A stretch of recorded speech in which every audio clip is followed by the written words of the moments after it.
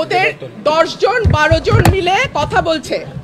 So আমি একজন কথা বলেছি, আর আমার পক্ষে একজন উনি ডাক্তার, উনি কথা বলেছেন। আমি কোনো গুন্ডা বদমাশের মেলা করি নাই, করতে চাইলে করতে পারতাম, গুন্ডা আনতে চাইলে গুন্ডা আনা যায়, অসুবিধা হয় না। আমি ভদ্রলোক নিয়ে এসেছি, ভদ্রলোক আসবেন, কমিশনে শুনানি করবেন, রায় হবে, যেটা রায় হয় হবে। কিন্তু তারা যেহেতু গুন্ডা পান্ডা নিয়ে এসছে এবং আবল তাবল বকছে, কথা বলেই যাচ্ছে, আমি লাস্টে একটা কথা বলার জন্য দাঁড়িয়েছি, এবং যেটা 15 বছরে হয় নাই সেটা আজকে হয়েছে। অলমোস্ট আমার গায়ে ধাক্কা দিয়ে আমাকে ফেলে দেওয়ার চেষ্টা হয়েছে। যেই বিএনপির নেতা কর্মীদের জন্য গত 15 বছর লড়াই করলাম, তারা আমাকে এখন ধাক্কা দেয়। তো ঠিক আছে, ধাক্কার বদলে তো ধাক্কা আসবেই, তাই না? সেটাই হয়েছে। নির্বাচনের আগে একটা সীমানা নিয়ে যদি এইরকম আচরণ আমরা দেখি নিজের দলের মধ্যে, হু নোজ নির্বাচনে কি হবে। মুশকিল হচ্ছে উনি যেহেতু খুব পরিচিত কোনো মুখ নন, উনি এনসিপি থেকে এসছেন না জামাত থেকে এসছেন আমি জানি না, তবে উনি প্রথম, আমি জানি না যার কথা আপনি বলছেন, একজন আমাকে ধাক্কা দিয়েছেন, পাঞ্জাবি পরে, হ্যাঁ একজন ধাক্কা দিয়েছেন। তারপরে আমার লোক তো বসে থাকবেন, আমি তো একজন মহিলা, এবং পরে যখন আমার লোকজনকে মারধর করেছে, আমার লোকজন জবাব দিয়েছে। সিম্পল। 2 এবং 3 আসনের সীমানা নির্ধারণ নিয়ে একটা গণশুনানি ছিল। আমি ব্রাহ্মণবাড়িয়া 2-এর পক্ষে সেই গণশুনানিতে অংশগ্রহণ করি। আমার পয়েন্ট ছিল 4-5টা। এক হচ্ছে, স্বাধীনতার 53 বছরে এই যে 3টা ইউনিয়ন, চান্দুরা, ভুদন্তি, হরসপুর, এরা ছিল সরাইলের সঙ্গে। 2008-এ তাদেরকে সরিয়ে দেয়া হয়, এই 3টা ইউনিয়নকে সরাইল উপজেলা থেকে সরিয়ে দেয়া হয়, যে কারণে দেশনেত্রী বেগম খালেদা জিয়া বারবার বলেছেন 2008-এর আগের সীমানায় আমরা ফিরে যেতে চাই।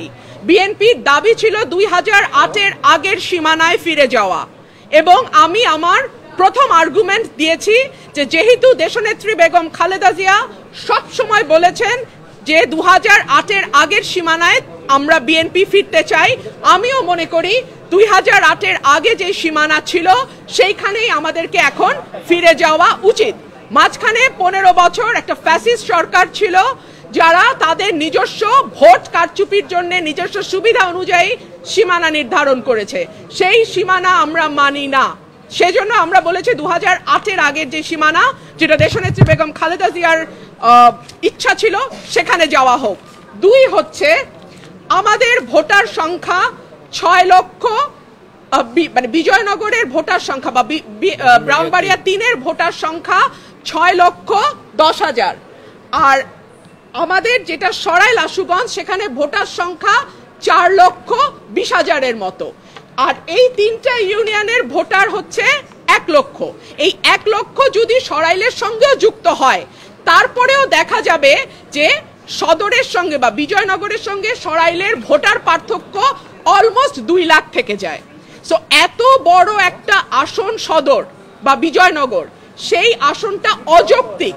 বরং সরাইলের সাথে যদি 3টা ইউনিয়ন চলে আসে, তাহলে ভোটার সংখ্যায় একটা ব্যালেন্স তৈরি হয়। 3 হচ্ছে, এই 3টা ইউনিয়নে যারা বাস করে, ভুদন্তি, চান্দুরা এবং হরসপুরে, তাদের জমি জমার বেশিরভাগ কাজ সরাইলের সঙ্গে থাকে। সো তাদের জমি রেজিস্ট্রি থেকে শুরু করে অন্যান্য যে দাপ্তরিক কাজ, সেটা সরাইল ইউনিয়নে গিয়ে করতে হয়, সরাইল উপজেলায় গিয়ে করতে হয়। সে কারণে আমি বলেছি এই 3টা ইউনিয়নকে সরাইলের সঙ্গে যুক্ত করে দেয়া হোক। আরেকটা কথা, 3টা ইউনিয়নের লোকজন যদি বিজয়নগরে যায়, তাদের যাতায়াতের সময় লাগে অলমোস্ট 1.5 থেকে 2 ঘন্টা, আর যদি তারা সরাইলে আসে তাদের সময় লাগে 15 থেকে 20 মিনিট। তাহলে আপনারাই বলেন, যে 3টা ইউনিয়ন বিজয়নগরে যেতে 1.5 ঘন্টা লাগে, আর যদি 10 মিনিট 15 মিনিটে তারা সরাইলে আসতে পারে, তাহলে তাদের কোথায় থাকা উচিত? সরাইলে থাকা উচিত নাকি বিজয়নগরে থাকা উচিত? এই প্রশ্নগুলোই আমি নির্বাচন কমিশনে তুলেছিলাম। অত্যন্ত দুঃখজনক ব্যাপার হলো, এখানে একটি মারামারি হয়েছে। আমি যেহেতু একজন আইনজীবী, আমি মনে করেছি আমার কেস আমি নিজেই প্রেজেন্ট করব। সো আমার কেস আমি প্রেজেন্ট করেছি। আমি আশা করেছিলাম নির্বাচন কমিশনের সম্মানের দিকে তাকিয়ে ব্রাহ্মণবাড়িয়া 3-এ যারা আছে তারা গুন্ডা পান্ডা নিয়ে ঢুকবে না নির্বাচন কমিশনে। বাট আনফরচুনেটলি আমি দেখলাম ব্রাহ্মণবাড়িয়া 3-এ যিনি প্রার্থী তিনি তার সদল বলে 20-25 জন মিলে গুন্ডা পান্ডার মতন তারা সেখানে আচার আচরণ করলেন। অত্যন্ত দুঃখজনক, অত্যন্ত লজ্জাজনক, এবং আমি মনে করি এটা কমিশনের যে ভাবমূর্তি, যে গাম্ভীর্য এবং যে সম্মান, সেইটার সঙ্গে এটা যায় না। আমি আপনাদেরকে কিছু ছবি দেখাচ্ছি, তারা এলাকায় বিভিন্ন মানুষকে কিভাবে পিটিয়ে পিটিয়ে তারা স্বীকারোক্তি আদায় করেছে। So this is there nature.